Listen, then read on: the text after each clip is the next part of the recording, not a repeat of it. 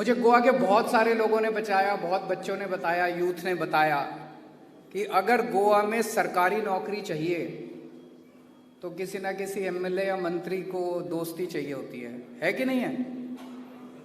किसी दोस्ती चाहिए होती है, उसका सिफारिश चाहिए होती है, उसके पार्टी वर्कर होना चाहिए या उसका दोस्त रिश्तेदार। बिना सिफारिश के और बिना रिश्वत दिए गोवा के अंदर सरकारी नौकरी नहीं मिलती। इसे बंद करेंगे। सबसे पहला हम अनाउंसमेंट है, इसको बंद करेंगे।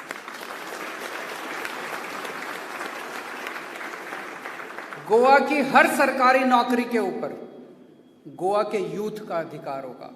एक आम यूथ का अधिकार होगा जिसके पास रिश्वत देने को पैसा नहीं है और जिसकी कोई दोस्ती रिश्तेदारी किसी एमएलए या किसी और कोई पार्टी वर्कर नहीं है। एक आम गोवा के यूथ का अधिकार होगा गोवा की सरकारी नौकरियों के ऊपर। और ये दिल्ली में हमने करके दिखाया। हमारी दिल्ली के अंदर भी सरकार बनने के पहले ऐसे ही चलता था, सरकारी नौकरियां ऐसे ही मिलती थी। पूरा सिस्टम ट्रांसपेरेंट करेंगे, पूरा सिस्टम ट्रांसपेरेंट करेंगे, अकाउंटेबल करेंगे और गोवा की जितनी भी नौकरियां हैं, सरकारी नौकरियां, गोवा के बच्चों को, हर बच्चे का अधिकार होगा, उसमें अप्लाई करेगा और ट्रांसपेरेंट तरीके से मेरिट बेसिस पे उसको नौकरी मिलेगी। Number 1।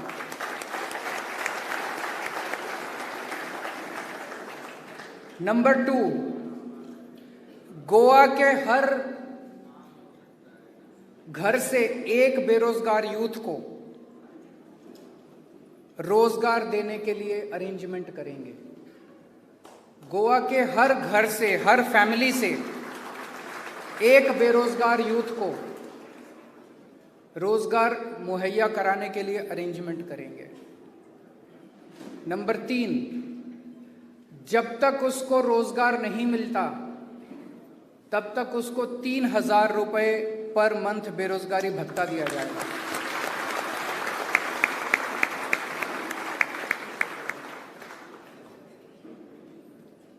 Number 4, 80% jobs will be reserved for Goan youth.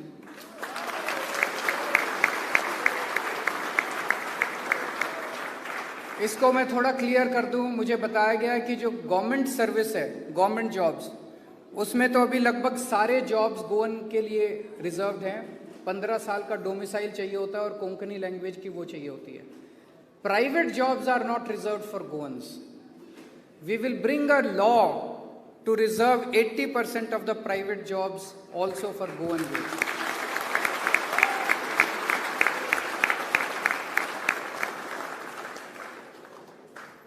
मेरे पास कुछ बच्चे आए, उन्होंने बताया कि किस तरह से सारे ठेके गोवा के गवर्नमेंट बाहर वालों को दे देती है।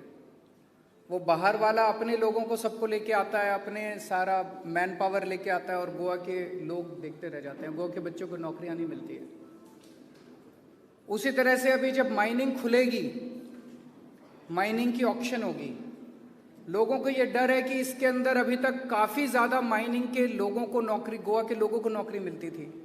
कहीं ऐसा ना हो कि जिन लोगों को माइनिंग लीज मिले वो सारे बाहर के लोगों को लेके आ जाएं और गोवा के माइनिंग डिपेंडेंट फैमिलीज जो हैं वो देखती रह जाए। तो ये क्लॉज हमने डाला कि 80% of the jobs will be reserved for गोवंस। इसमें कुछ लोगों ने हमें कहा कि कुछ सेक्टर ऐसे होते हैं जिसमें एक्सपर्टीज की ज़रूरत होती है, इसलिए 20% रखा है कि अगर आपको एक्सपर्टीज की जरूरत है, स्पेशल एक्सपर्टीज की जरूरत है, उस 20% में आप बाहर से ले आइए, but 80% of the job should be reserved for Goans. 5वां पॉइंट, अभी कोरोना की वजह से टूरिज्म का बहुत नुकसान हुआ है। टूरिज्म पे डिपेंडेंट फैमिलीज जो हैं वो बेरोजगार हो गई हैं, उनके घर में खाने को कुछ नहीं है।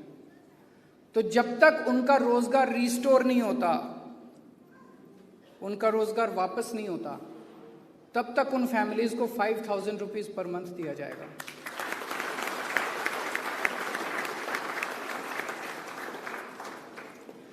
जो माइनिंग डिपेंडेंट फैमिलीज हैं, माइंस बंद हो जाने की वजह से वो भी भुखमरी की कगार पे आ गए हैं। जब तक माइंस चालू नहीं हो जाती और उनका जॉब रिस्टोर नहीं हो जाता, तब तक हर माइनिंग फैमिली को भी 5,000 रुपये महीना दिया जाएगा।